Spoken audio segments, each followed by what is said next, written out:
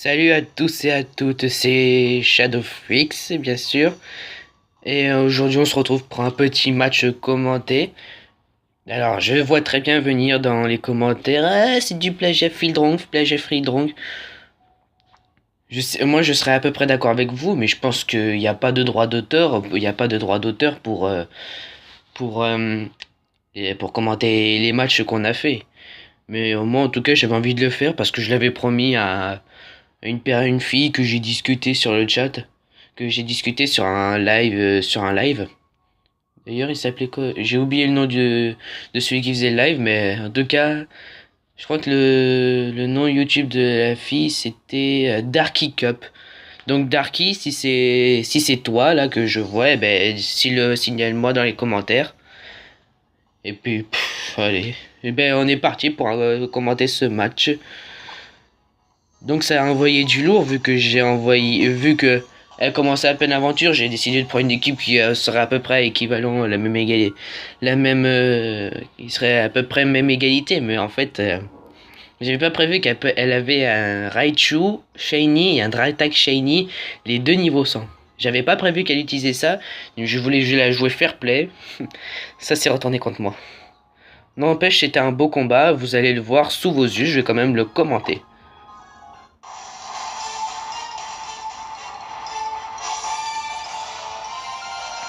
Dada la dresseuse veut se battre. Alors oui, bien sûr, j'avais envoyé Roserad. Vous savez, je suppose que la plupart d'entre vous, pour ceux qui sont grands strat, le connaisseraient pourquoi. Alors elle avait sur Oratoria. J'ai pas prévu. Alors elle a commencé à le retirer. Elle le retire pour envoyer un Tritox, qui est plutôt intelligent vu que le feu bat la plante. Sauf que moi j'avais fait l'attaque pic toxique. Ouais, l'attaque pic toxique. Ensuite, pour attaquer un peu, j'avais fait plante et je faisais tempête verte. En fait, non, c'est même pas comme ça qu'on il avait fait. Et c'est le moment que Tritox fait un Dracorage sur Roserad, ce qui est plutôt efficace malgré qu'il lui retire que 40 PV. Ensuite, Roserad réplique avec une attaque écosphère, ce qui n'est pas très efficace venant d'elle, car Tritox, on rappelle quand même que Tritox est un type plante, il a tenté une attaque de type poison, je crois, ça a raté. On dirait que Roserad retente un écosphère qui n'est pas très puissant de celui du premier. Tritox réplique avec une attaque robot du feu. Une attaque robot du feu qui fait super mal. Et Roserad réplique pour une ultime attaque avec son éclat magique qui n'est pourtant pas suffisant de détruire Tritox, mais qui a pourtant fait un coup critique. Tritox qui réplique avec une attaque nitrocharge et c'en est fini de Roserad. Et aussi grâce à l'effet de nitrocharge, je vous rappelle mesdames et messieurs, la vitesse augmente. Nathan envoie Sarmurai. Sarmurai commence avec une attaque Kuba, ce qui est assez puissant pour finir Tritox. La dresseuse rappelle Tritox et envoie son Bourrinos. Bourrinos qui peut être très puissant grâce à sa effet d'endurance, sa capacité spéciale endurance. Mais il est aussitôt empoisonné à cause des pics toxiques de Roserad, qui je vous rappelle les avait posés en tout début de combat. Ensuite, Bourrinos a répliqué avec une attaque cavalerie lourde qui n'est pas très puissante à mon avis.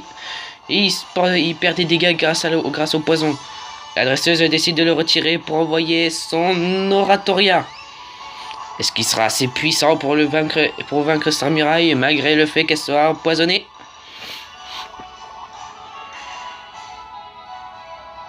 Et Sarmurai a tenté une attaque attraction. Oratoria a tenté une attaque vengeuse qui a fait un coup critique sur Sarmurai. C'est qui a automatiquement activé la capacité spéciale de Sarmurai, la repute tactique, qui permet de revenir dans la Pokéball de son dresseur. Je vous rappelle aussi que Oratoria souffre toujours du poison. Nathan a envoyé Sucrène qui commence avec une attaque bot sucrète, qui baisse l'attaque spéciale, je crois, de Tom. On va l'appeler Tom, vu que ça s'appelle Tom. Il a répliqué avec une attaque vengeuse qui a été à moitié, qui était à moitié efficace et Tom meurt à cause du poison de pic toxique. Et c'est à ce moment-là que Dada envoie son Givrali, qui se fait automatiquement empoisonner. Nathan ordonne à son Pokémon Sucrène de lancer Danse Folle, ce qui a confus Givrali. Givrali se prend des dégâts à cause de la confusion. Et en plus, vu que c'est la fin du tour, il prend des dégâts à cause du poison. Va-t-il réussir à s'en sortir? Sucrène a lancé écrasement, ce qui normalement aurait dû confus. Ce qui normalement, je crois que ça... Oh, je vraiment pas pu. Et ensuite, Givrali réplique avec une attaque laser glace qui est suffisante pour tuer Sucrène.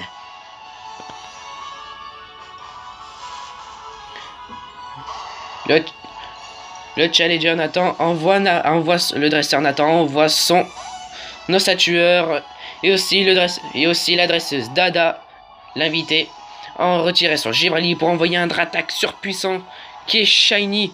Et oui, monsieur, mesdames et messieurs, c'est un shiny.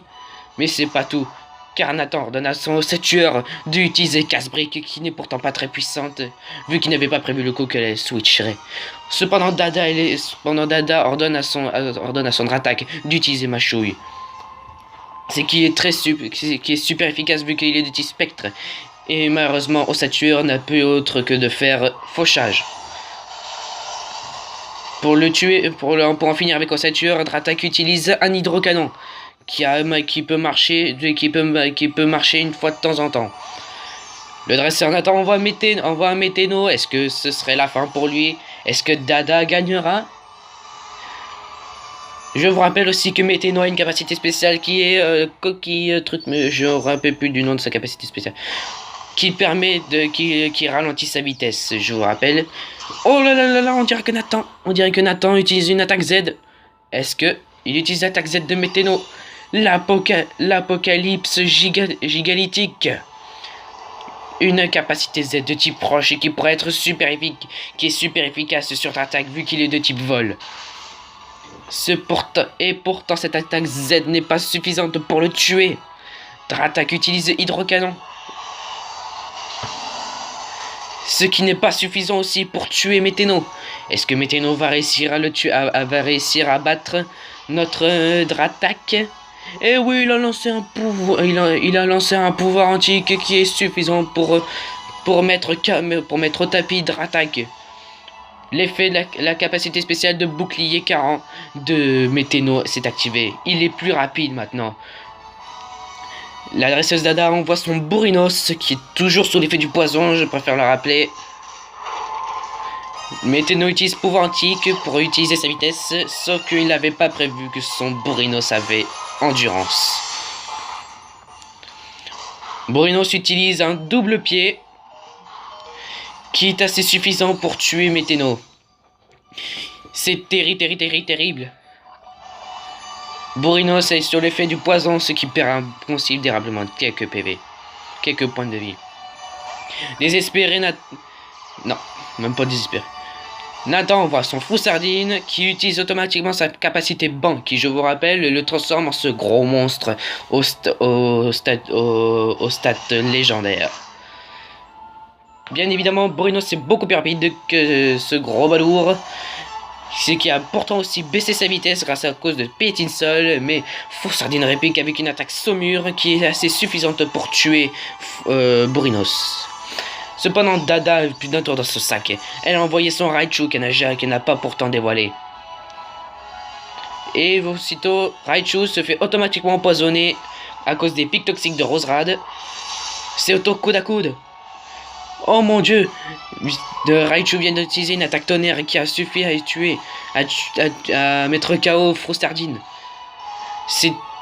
Il reste plus qu'un Pokémon à Nathan et c'est Sarmuraille.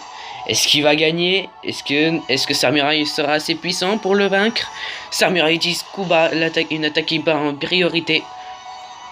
Ce n'est pas suffisant. Raichu utilise Tonnerre. Est-ce que Dada va gagner? Et le Tonnerre a réussi à vaincre Samurai et ce combat se termine sur une victoire de Dada. Ben, bien joué Dada, Darky Cup, je préfère dire. Je vais vous en montrer un deuxième. Un qui est beaucoup plus rapide.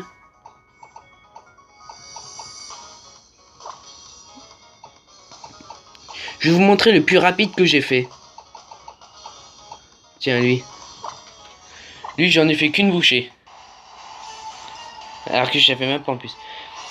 Attention, un autre combat s'apprête à éclate. Fizo 68 contre Nathan. Le combat commence avec un Amphinobi qui vient de Nathan. Tandis que Fizo lui envoie son Matoufeu. Est-ce qu'il commençait à peine l'aventure? Si c'est le cas, il n'était peut-être pas prêt de s'aventurer sur la place festival. Cependant, pour commencer le combat, c'est Amphinobi qui ouvre le match avec son shuriken dont la puissance a été augmentée grâce à l'eau mystique. Grâce à son eau mystique, il s'est été suffisant pour vaincre Matoufeu. Sa capacité spéciale et synergie est activée. Il devient à présent le seul et unique Sashanobi. L'un des Pokémon le Pokémon qui doit être le plus puissant de Sacha. Fizo envoie son Pikachu pensant qu'il pourrait avoir l'avantage, sauf qu'il avait oublié qu'Amphinobi est beaucoup plus rapide que Pikachu. Oh mon dieu, Sashanobi vient de faire un tranche, lui qui a été assez puissant pour vaincre un Pikachu. Fizo 68 ans envoie son Argouste. Envoie son Argouste. Est-ce qu'il sera assez puissant pour le vaincre? On dirait que Sashanobi utilise son Shuriken. Est-ce qu'il sera assez puissant pour le vaincre? Eh non, il en a fait que 3. Argos réplique avec coup de bout, ce qui a pour effet de baisser sa précision. Excusez, j'ai un rhume. Et ce combat se termine sur un abandon.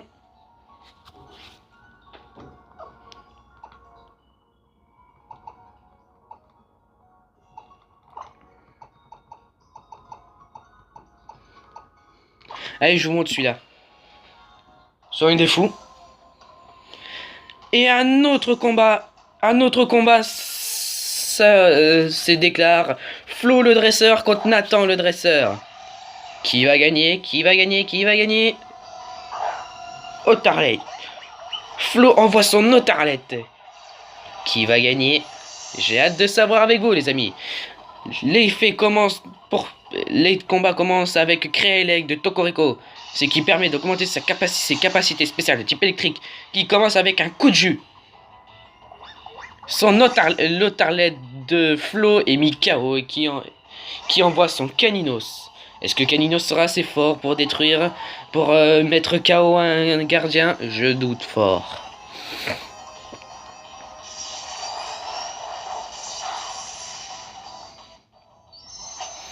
Oh mon dieu, c'est impossible, c'est incroyable. Caninos a échappé à la mort du Boulélec de notre gardien préféré, Tokoriko. Il envoie sa capacité Z pour le détruire tout de suite. La pyro-explosion cataclysmique. Ce sera assez puissant pour le détruire? J'en doute fort. Tokoriko pour ouvrir ce tour-là envoie utiliser son Boulélec, ce qui a été assez puissant pour mettre KO son Caninos. C'est à ce moment-là que Flo envoie son Ronflex et qui abandonne par abandon, alors qu'il avait une chance de gagner. Bon ben ce sera tout pour cet épisode des combats commentés. J'en ai fait 3 pour vous faire plaisir. J'espère que Fidrong en fait aussi des matchs à commenter. Si, enfin si il en fait, mais qu'il en fait 3 dans un seul épisode, dans une seule vidéo. Et je mettrai mon code ami dans les liens de la description si vous voulez m'affronter. Mettez votre code ami sur le commentaire. Et puis je vous prépare une autre vidéo des matchs commentés. Si vous êtes d'accord, eh ben abonnez-vous, likez la vidéo, Et puis tout ça va passer surtout une bonne année, une nouvelle bonne année. Et je vous dis à bientôt dans une prochaine vidéo des matchs commentés. Au revoir.